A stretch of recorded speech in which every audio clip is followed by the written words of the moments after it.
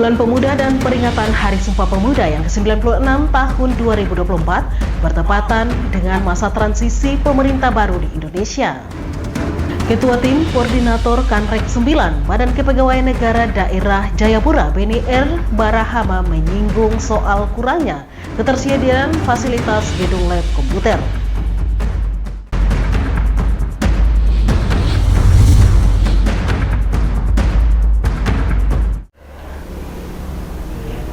Halo, selamat pagi Bapak Mama dan Saudara dong semua. Senang sekali saya Romana Agnesia Bermase dapat kembali hadir di hadapan Anda dalam tayangan Info Dikul edisi hari ini, Jumat 1 November 2024. Selain berita tadi, sejumlah berita akan kami sajikan untuk Anda dan inilah Info Dikul selengkapnya.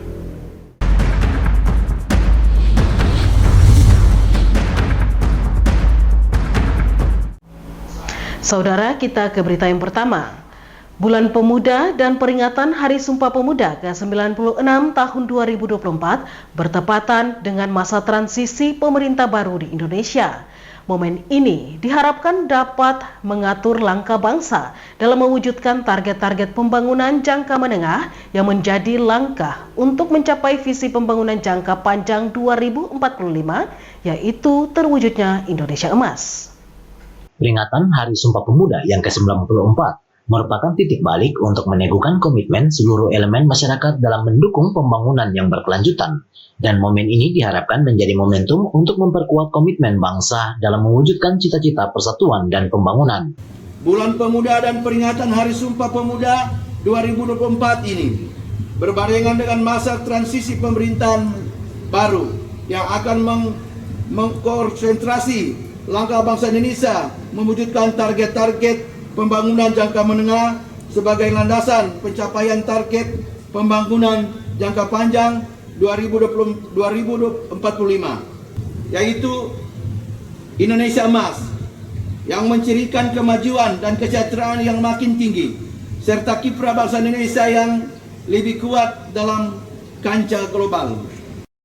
Dalam sambutannya, PJ Bupati Bovendigul Leksi Romel Wagyu mengatakan Bulan Pemuda dan peringatan Hari Sumpah Pemuda tahun 2024 ini berbarengan dengan masa transisi pemerintahan baru yang akan mengorkestrasi langkah bangsa Indonesia mewujudkan target-target pembangunan jangka menengah sebagai landasan pencapaian target pembangunan jangka panjang 2045, yaitu terwujudnya Indonesia Emas yang bercirikan kemajuan dan kesejahteraan yang makin tinggi, serta kiprah bangsa Indonesia yang lebih kuat dalam kancah global.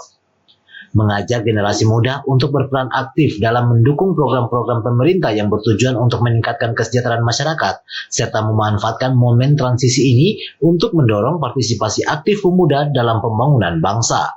Sumpah Pemuda adalah pengingat bahwa persatuan adalah kunci untuk mencapai tujuan bersama. Tim Liputan Dikul TV, Dedi mengabarkan. Bapak Mama dengan sorotan tema Maju Bersama Indonesia Raya. Hari Sumpah Pemuda ke-96 tahun 2024 sebagai wujud semangat baru untuk memajukan pelayanan pemuda di seluruh Indonesia. Maju Bersama Indonesia Raya. Tema Hari Sumpah Pemuda yang ke-96 tahun 2024 ini bertujuan untuk menggugah kesadaran generasi muda akan pentingnya peran mereka dalam membangun bangsa, di mana para pemuda memiliki kekuatan untuk menjadi agen perubahan. Pejabat Bupati Bovendigul Leksi Romel Wagyu dalam sambutannya mengatakan, momentum peringatan Hari Sumpah Pemuda ke-96 tahun 2024 ini mengangkat tema Maju Bersama Indonesia Raya. Tema ini menyampaikan pesan kepada kita semua untuk meningkatkan dan memajukan berbagai elemen pelayanan kepemudaan, sehingga mencapai kondisi Indonesia yang raya, Indonesia yang besar, Indonesia yang sejahtera. Upaya ini dilakukan dalam bentuk upaya pemajuan secara bersama, simultan, sinkron, dan terkoordinasikan dengan sebaik-baiknya pada tingkat pusat maupun pada tingkat daerah. Oleh karena itu, sungguh tepat momentum peringatan Hari Sumpah Pemuda tahun 2024 ini mengangkat tema Maju Bersama Indonesia Raya. Tema ini menyampaikan pesan kepada kita semua untuk meningkatkan dan memajukan berbagai elemen pelayanan kepemudaan hingga mencapai kondisi Indonesia yang raya, Indonesia yang besar, Indonesia yang sejahtera, upaya yang dilakukan dalam bentuk upaya pemajuan secara bersama-sama, sinkron dan terkoordinasikan dengan sebaik-baiknya, baik pada tingkat pusat maupun pada tingkat daerah. Leksi juga menambahkan peringatan Hari Sumpah Pemuda kali ini juga menjadi momentum bagi pemuda untuk menunjukkan komitmen mereka dalam menjaga persatuan dan kesatuan bangsa. Dan peringatan tahun ini juga menjadi kesempatan untuk mengingat kembali semangat Sumpah Pemuda yang menjadi fondasi persatuan dan identitas bangsa. Kita adalah satu bangsa, satu tanah air, dan satu bahasa. Sehingga mari kita tingkatkan semangat gotong royong untuk menjadikan semangat maju bersama Indonesia Raya. Diharapkan generasi muda dapat bersinergi untuk membangun masa depan yang lebih baik, menjadikan Indonesia sebagai bangsa yang kuat dan berdaya saing di kancah global. Tim Liputan Digul TV, Dedi mengabarkan. Bapak, Mama, dan Pak Saudara dong semua, sesaat lagi Info Digul akan kembali, tetaplah bersama kami.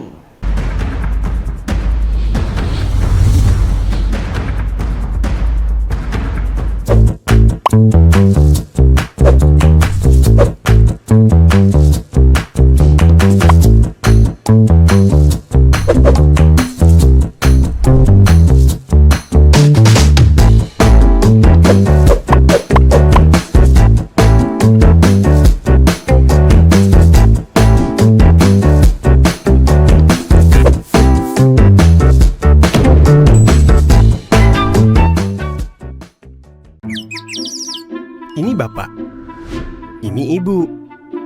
Dulu katanya hubungan mereka itu sulit. Kalau kangen, ribet. Harus tulis surat, ngabisin kertas. Mesti jadi sultan kalau mau telepon gebetan. Mau nanya kabar, harus pakai atraksi. Kalau sekarang, semua serba digital. Apa aja digital. Surat-suratan, non-stop chattingan, telepon gebetan, internet jadi andalan. Sekarang, kita makin terkoneksi dengan pembangunan infrastruktur digital yang lebih merata. Kominfo mewujudkan transformasi digital di Indonesia. Membuat Indonesia terkoneksi, makin digital, makin maju. Lain dulu, lain sekarang, kini terkoneksi.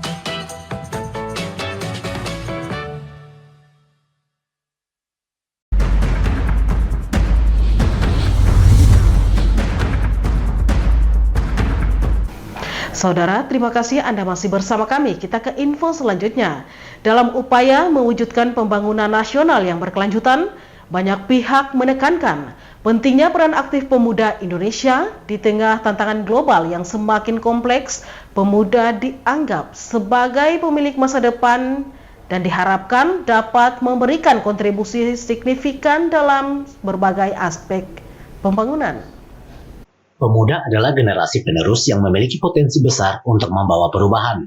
Dengan kreativitas dan semangat yang tinggi, mereka bisa menjadi agen perubahan di masyarakat. Pentingnya keterlibatan pemuda dalam pembangunan yaitu dengan menggalang partisipasi pemuda dalam bidang pendidikan, teknologi, lingkungan, dan kewirausahaan. Pejabat Bupati Bovendigul, Leksi Romel Wagyu mengatakan, harapannya kepada pemuda untuk lebih berperan dalam pembangunan nasional Indonesia adalah tepat adanya, karena pada hakikatnya pemuda adalah pemilik masa depan.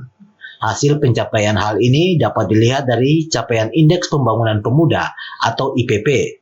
Sebagai indikator kualitas kepemudaan pada tahun 2024, Indeks Pembangunan Pemuda berada pada 56,33% dengan rincian capaian domain pendidikan sebesar 70,00%, domain kesehatan dan kesejahteraan sebesar 65,00%, domain gender dan diskriminasi sebesar 53,33%.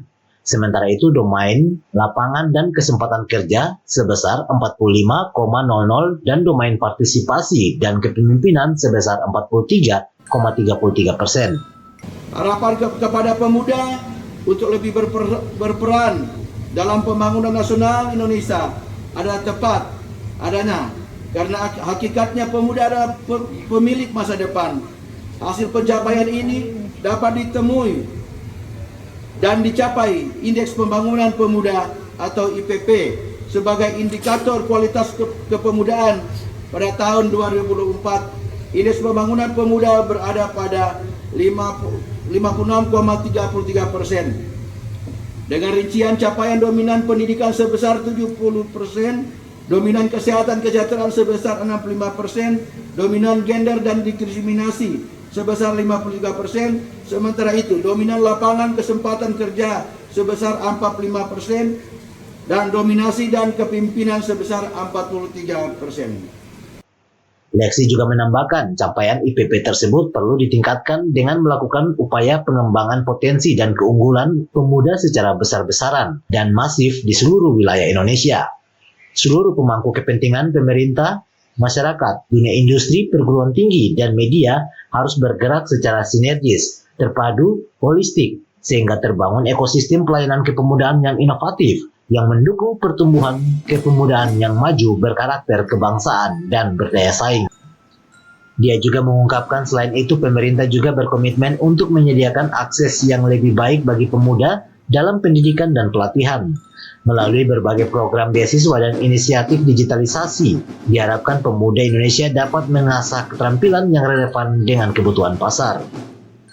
Melihat potensi besar yang dimiliki oleh pemuda, harapan akan peran mereka dalam pembangunan nasional bukanlah hal yang berlebihan. Dengan dukungan yang tepat, pemuda Indonesia bisa menjadi motor penggerak yang membawa bangsa ini menuju masa depan yang lebih baik. Tim Liputan Digul TV mengabarkan. Saudara, kita beralih ke berita lainnya.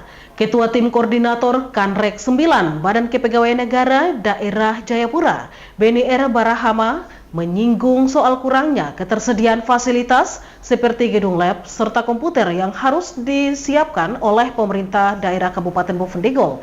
Hal itu bertujuan untuk menjawab kebutuhan fasilitas komputer serta gedung lab yang akan digunakan oleh CPNS di kemudian hari. Ketua Tim Koordinator Kanrek 9 Badan Kepegawaian Negara Daerah Jayapura, Beni R. Barahama, menyinggung soal kurangnya ketersediaan fasilitas seperti gedung lab serta komputer yang harus disiapkan oleh pemerintah Kabupaten Bovendigul. Hal ini bertujuan untuk menjawab kebutuhan fasilitas komputer serta gedung lab yang akan digunakan oleh CPNS di kemudian hari. Sementara saat ini, gedung dan sarana prasarana yang dipakai untuk kegiatan tes CPNS tersebut milik Sekolah SMK Negeri 1 Tanah Merah. Ya,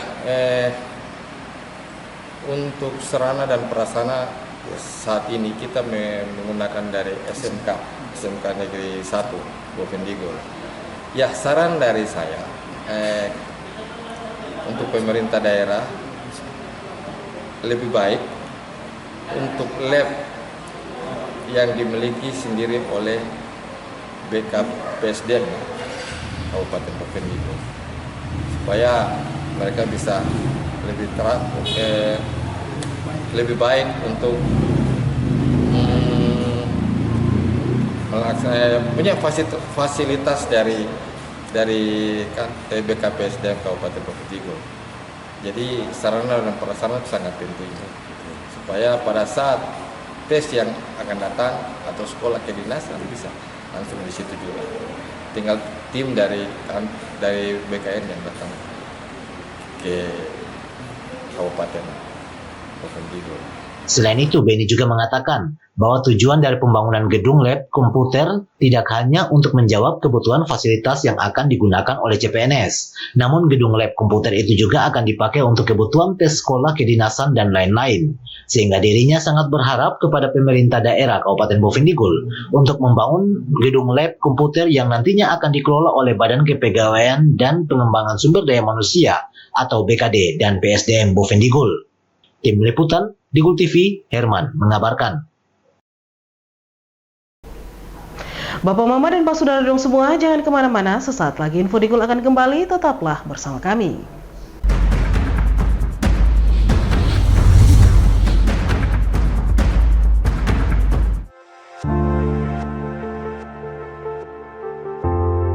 Dunia terasa asing.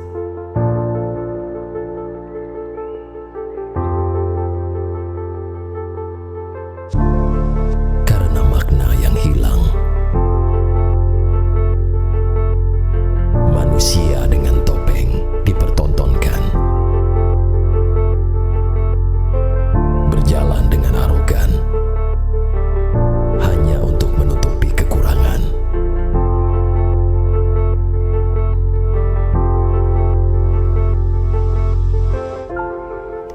yang sudah jati diri sebenarnya.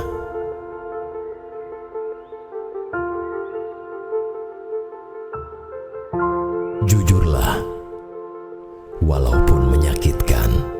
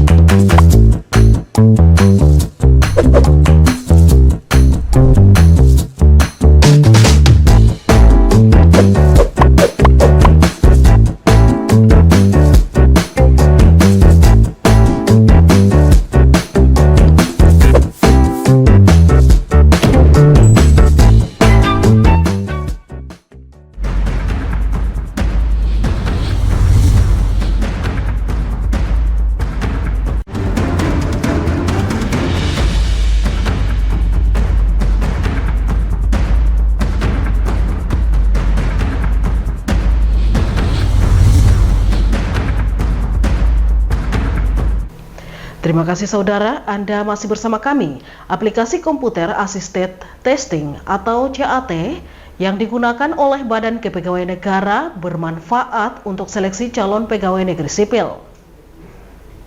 Ketua Tim Koordinator Kanrek 9 Badan Kepegawaian Negara Daerah Jayapura Provinsi Papua, Beni R. Barahama, mengatakan bahwa ia beserta timnya telah tiba di Kabupaten Bovendigul pada tanggal 16 Oktober 2024. Lanjut, dirinya menjelaskan bahwa pihaknya ditugaskan untuk mengawasi jalannya tes kompetensi dasar atau SKD bagi calon pegawai negeri sipil atau CPNS di Kabupaten Bovendigul hingga berakhir pada 25 Oktober di Gedung Sekolah SMK Negeri 1 Tanah Merah. Selain itu, Ketua Tim Koordinator Kanrek 9 BKN Jayapura menjelaskan bahwa praktek penggunaan aplikasi komputer Assisted Testing atau CAT ini sudah pernah dilakukan pada saat formasi tes CPNS Angkatan 2018 dan juga berbagai kegiatan seperti tes kedinasan dan lain-lain. Sehingga menurutnya aplikasi tersebut sangat baik karena peserta tes setelah melakukan pengisian soal kompetensi dasar atau SKD, mereka akan melihat langsung hasil tes TWK, TIU, dan juga TKP pada saat itu juga. Baik, pertama-tama kami mengucapkan terima kasih kepada pihak instansi yang ada di daerah, semua jajarannya, yang kami dari tim CAT BKN yang mulai tiba dari tanggal 16 sampai pelaksanaan tanggal 25 di hari Jumat ini merupakan luar biasa ya, hasil yang kita berjalan menggunakan CAT ini. Sebenarnya aplikasi CAT ini sudah berjalan dari tahun 2018, mulai dari formasi yang dijalankan pada tahun itu. Nah, bukan hanya itu saja, semua dari sekolah kedinasan sampai bertahun-tahun tiap tahun kita adakan pakai CAT ya. Jadi keunggulan CAT ini manfaatnya itu pada saat kita ujian, hasil ujiannya tuh langsung bisa dilihat oleh peserta. Jadi kita bisa langsung tulis nilai SKD itu terdiri dari 3, tes wawasan kebangsaan, tes intelijensi umum, tes karakteristik pribadi. Dan di situ sudah langsung kelihatan, dan jumlah totalnya sudah ada di situ. Di peraturan Menpan 321 di situ sudah diatur tentang passing grade untuk OAP dan disabilitas juga ada, dan non OAP sudah tercantum nilai passing grade-nya yang harus untuk yang terpenuhi untuk setiap non OAP dan OAP. Ya. Lanjut, Beni berharap kepada peserta tes CPNS baik itu orang asli Papua maupun non Papua untuk berusaha semaksimal mungkin agar bisa mencapai nilai rata-rata atau memenuhi syarat untuk ke tahap selanjutnya, yaitu tes kompetensi bidang atau SKB di masing-masing instansi yang sudah dipilih. Tim Liputan Digul TV, Herman mengabarkan. Saudara, fasilitas lab komputer menjadi masalah serius yang harus dilihat oleh pemerintah daerah dikarenakan kebutuhan saat ini, yaitu selain CPNS dan sekolah kedinasan, namun kedepannya siswa-siswi SMP maupun SMA SMK diharapkan harus mengikuti seleksi berbasis online. Pejabat Pelaksana Tugas Badan Kepegawaian Daerah dan Pengembangan Sumber Daya Manusia atau BKD PSDM Kabupaten Bovendigul, Antonius Harbel Lubun, juga menyinggung soal keterbatasan fasilitas komputer yang belum memadai. Sehingga tes formasi calon pegawai negeri sipil atau CPNS tahun ini masih menggunakan fasilitas sekolah SMK Negeri 1 Tanah Merah. Oleh karena itu, dengan melihat situasi seperti ini, ke depannya semua kegiatan baik itu pendaftaran siswa-siswi SMP maupun SMA SMK dan juga P3K serta seleksi kenaikan pangkat bagi pejabat struktural semua diwajibkan mengikuti tes secara online. Baik, kalau saya memang dengan keterbatasan yang kita punya, kami berharap Pemda memiliki, seperti tadi Pak Ketua sampaikan, Pak Koordinator sampaikan, kalau bisa kita punya sarana prasarana tersendiri, dalam hal ini lab komputer. Karena ke depan itu semua baik mau SMK maupun SMP semua sudah berbasis online. Nah, seleksi-seleksi ini kan bukan hanya CAT, bukan hanya tes CPNS saja, tapi P3K, terus ASN ya, P3K termasuk CPNS, terus belum lagi nanti untuk jabatan-jabatan struktural. Kita contoh kemarin eselon 2, terpaksa Pak kami pinjam masing-masing peserta harus bawa komputer. Kalau kami punya lab tersendiri atau gedung kantor tersendiri yang representatif untuk melaksanakan kegiatan, saya kira mungkin aman. Karena ini masalah keamanan perangkat. Kami punya perangkat 40 unit, itu rusak semua karena waktu itu kita bawa ke tes 18. Itu rusak semua. Kami berharap Pemda untuk mengadakan. Saya coba beberapa kali di anggaran, mungkin keterbatasan anggaran juga tahun ini kan ada pilkada, pilpres. Tapi 2025 saya harap kami di backup dengan komputer. Pemda Provinsi Papua Selatan bisa, masa kita tidak bisa, apalagi kita kabupaten yang duluan dari provinsi. Saya kira itu saja untuk tambah sarana prasarana yang ada. Itu saja dari saya. Lanjut, Antonius menjelaskan masalah yang pernah dialaminya pada tes kenaikan pangkat bagi pejabat eselon 2, di mana mereka diminta untuk membawa laptopnya sendiri, dikarenakan fasilitas sekitar 40 unit perangkat atau komputer milik BKD dan PSDM rusak saat digunakan pada tes formasi 2018 silam. Sehingga menurutnya, pemerintah daerah harus membangun satu lab komputer yang akan dikelola oleh Badan Kepegawaian Daerah dan Pengembangan Sumber Daya Manusia. Hal itu dimaksudkan agar semua perangkat komputer dilindungi karena itu menyangkut keamanan perangkat. Pejabat Pelaksana Tugas Badan Kepegawaian Daerah dan Pengembangan Sumber Daya Manusia atau BKD PSDM Kabupaten Bovendigul, Antonius mengatakan, di tahun ini pihaknya sempat melobi ke pimpinan untuk keterbatasan anggaran dikarenakan tahun ini adalah tahun pemilihan presiden, DPR, gubernur, wali kota, dan bupati, sehingga anggaran tersebut memang terbatas. Hal itu membuat pihaknya mengalami kendala tentang ketersediaan fasilitas komputer. Oleh karena itu, dirinya berharap di tahun 2025, pemerintah daerah harus membangun lab komputer yang dilengkapi dengan fasilitas yang memadai. Tim Liputan, Digul TV, Herman mengabarkan. Bapak, Mama, dan Pak Saudara dong semua, dengan berakhirnya informasi tadi, sekaligus mengakhiri perjumpaan kita dalam Info Digul pagi ini. Terima kasih atas kebersamaan Anda dan terimalah salam persaudaraan kita, Nuk Bagen, Nuk Bagenep, Nuk Bagenep, Nuk Bagen. Saya ada karena kamu ada karena saya ada. Saya Rawana Agnesya Barmase, mewakili seluruh kerabat redaksi yang bertugas, mohon pamit undur diri. Selamat pagi dan sampai jumpa.